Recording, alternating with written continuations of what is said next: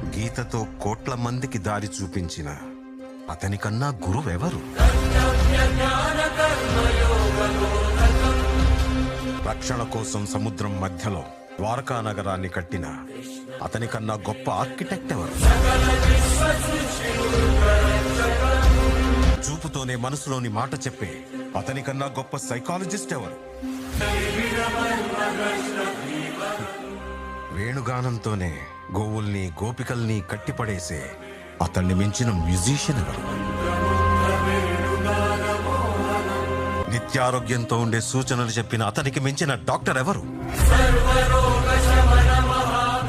ధర్మం కోసం యుద్ధం చేయమని చెప్పిన అతన్ని మించిన వీరుడెవరు?